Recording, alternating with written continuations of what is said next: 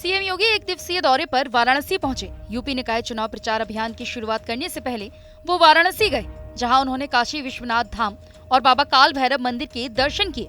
इसके बाद वो सतुआ बाबा के आश्रम में आयोजित कार्यक्रम में शामिल हुए। डिप्टी सीएम केशव प्रसाद मौर्य स्वर्गीय उमेश पाल के घर पहुंचे, जहां उन्होंने उमेश पाल के पूरे परिवार वालों से मुलाकात की और उन्हें सांत्वना दी। साथ ही उन्होंने मुआवजे को लेकर ये बयान दिया कि क्योंकि अभी आचार संहिता लागू है, इसलिए वो भी मुआवजे का अनाउंसमेंट नहीं कर सकते, मगर उन्होंने पीड़ित परिवार को हर संभव सहायता पहुंचाने का आश्वासन दिया। सपा सुप्रीमो अखिलेश यादव ने ट्वीट कर बीजेपी पर निशाना साधा। उन्होंने अपने ट्विटर हैंडल से एक ट्वीट किया, जिसमें उन्होंने ये लिखा, गोमती का हो रहा दिखावटी उद्धार, यह है भाजपा की जुमली सरकार। साथ ही उन्होंने कुछ तस्वीरें भी शेयर की। शाजापुर में निकाय चुनाव से पहले समाजवादी पार्टी को बड़ा झटका लगा है। अर्चना वर्मा भाजपा में शामिल हो गई हैं। इन्हें सपा ने महापौर प्रत्याशी घोषित किया था, लेकिन रविवार को उन्होंने सपा से नाता तोड़कर सबको चौंका दिया।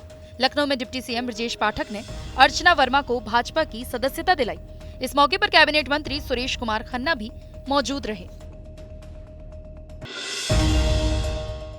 यूपी सरकार के कैबिनेट मंत्री और प्रयागराज शहर दक्षिणी विधायक नंद गोपाल गुप्ता नंदी ने अपनी ही पार्टी के खिलाफ मोर्चा खोल दिया है।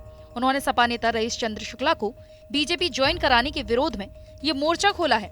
साथ ही उन्होंने पार्टी संगठन पर यह सवाल भी उठाया कि स्थानीय विधायक के रूप में मुझे विश्वास में लेना तो दूर, बिना कोई औपचारिक सूचना दिए मेरे खिलाफ सपा के प्रत्याशी के रूप में साल 2022 का विधानसभा चुनाव लड़कर बुरी तरह से चुनाव हारे रईस चंद्र शुक्ला को बीजेपी ज्वाइन कराने का प्रस्तावित कार्यक्रम घोर अपमानजनक और आपत्तिजनक है। सपा सांसद शफीकुर रहमान वर्क ने मंत्री धर्मपाल सिंह के बयान का पलटवार किया। उन्होंने कहा कि बीजेपी और इनके मंत्रियों के इशारे पर अतीक की हत्या कराई गई है। अतीक का विपक्ष से कोई लड़ाई झगड़ा नहीं था और विपक्ष का इससे कोई ताल्लुक भी नहीं है। आपको बता दें कि धर्मपाल सिंह ने यह बयान दिया था कि विपक्ष ने अतीक की हत्या कराई थी। अरे भाई, इससे ज्यादा केस क्लियर क्या होगा? सारी दुनिया जानती है, सारा हिंदुस्तान जानता है और खुद ये लोग भी जानते हैं और सारा अपोजिशन जानता है कि हत्या कैसे हुई, किसने कराई। समझ गए? जुडिशरी कस्टडी में था वो जब यहाँ उसको भेजा गया। इनकी जिम्मेदारी थी नहीं थी मान, लेकिन बगैर इनके मंशा के थोड़ा ही हुआ है।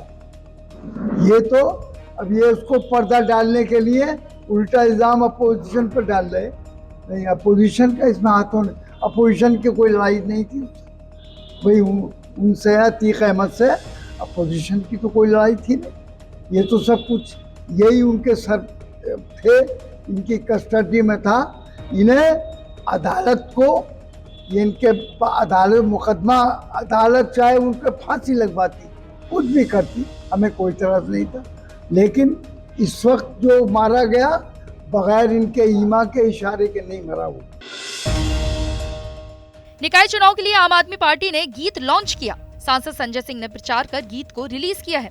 इसके साथ ही उन्होंने ये भी कहा कि जब आम आदमी पार्टी किसी भी चुनाव में जाती है तो उसके चुनाव प्रचार का गीत सबसे लोकप्रिय होता है और वो गीत बहुत ही शानदार तरीके से लोगों के दिमाग में मुद्दों को पहुंचाता है।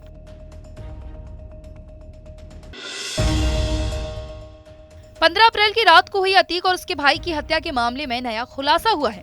आरोपी इस वारदात को अंजाम देने के लिए 2 महीने से रैकी कर रहे थे, जिसके लिए आरोपियों ने ऑपरेशन AA व्हाट्सएप ग्रुप भी बनाया था। पुलिस के मुताबिक इस ग्रुप में कुल 5 आरोपी थे, जिसमें से 2 आरोपी अभी भी फरार हैं। सीएम धामी ने 6 सिग्मा मेडिकल टीम को हरी झंडी दिखाई।